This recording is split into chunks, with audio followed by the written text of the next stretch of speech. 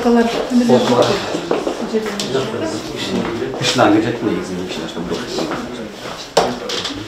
Облуска иш сапары менен келген Кыргыз Республикасынын жогорку сотунун төрайымы аймактардагы соттордун бир катар кеңселерин кыдырып, алардын иш шарттары менен таанышып чыкты.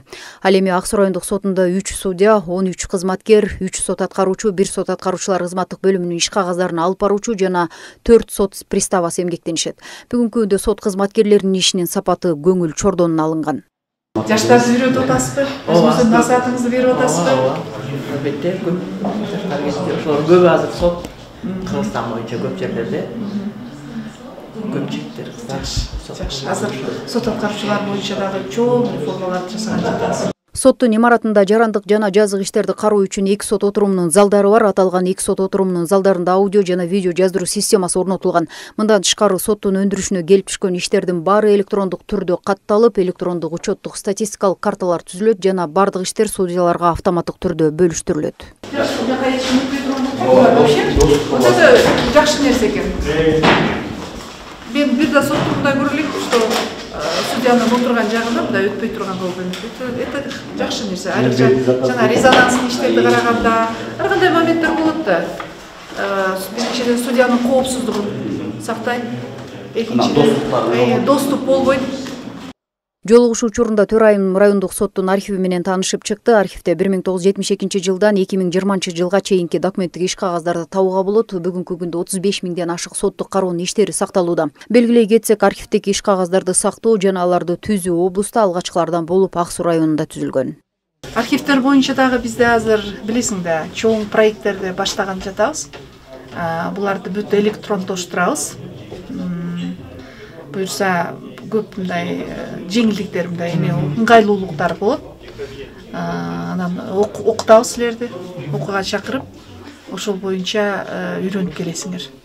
Төрайым жергиликтүү соттун кызматкерлерине сот тутумундагы реформалар, эмгек акы, материалдык техникалык камсыздоо маселелери тууралуу да жүргүзүлүп жаткан иш аракеттер жөнүндө айтып берди. Мындан сырткары райондук соттунун төрагасынын келечектеги иш пландарын сурады.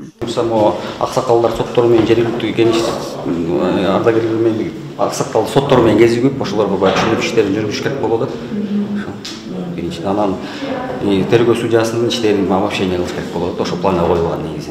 Төрайым Ак Суу районуна болгон иш сапарынын соңунда судьялар менен аппарат кызматкерлерине ынтымакта иш алып баруу менен сотко келген тараптарга ысылык сыпайы мамиле кылып, эмгек тартибин бекем сактоого чакырды. Сотторго келгенде өзүнүн талаш тартышын чечүү үчүн келишет. Абдан психикалык жактан жабыр тартып келген жарандарыбыз бар. Аларды туура түшүнүү менен кабыл алышыбыз керек. Сөзсүз чечим өкүм чыкканда көбүн эсе бир тарабы ыраазы болсо, бир тарабы нааразы болот. Нааразы тарап көбүрөөк айтып чыгат, ыраазы тарап унчукпай кетет дегендей. Ошол жаатта мен азыр судьяларга, сот тутумунда иштеген аппарат кызматкерлерине баарына түшүндүрүп атам. Эң биринчи өзүбүздүн бийик маданиятыбыз, өзүбүздүн бийик билим деңгээлибизди, тажрыйбабызды, ошонун ичинде өзүбүздүн адилеттүүлүгүбүздү көрсөтүшүбүз керек.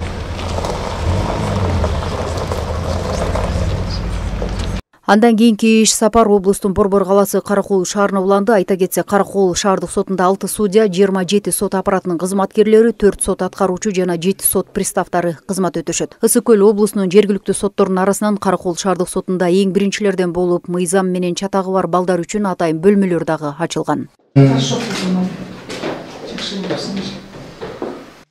Каракол шаардык сот имаратында 2 сот отурумунун залдары бар. Ал эми 4 сот отурумунун залдары судьялардын иш бөлмөлөрүндө жайгашкан. Бул жерде дагы бардык сот отурумунун залдарында аудио жана видео жаздыруу системасы орнотулуп, соттун автоматташтырылган маалымат тутуму толук кандуу иштеп жатат.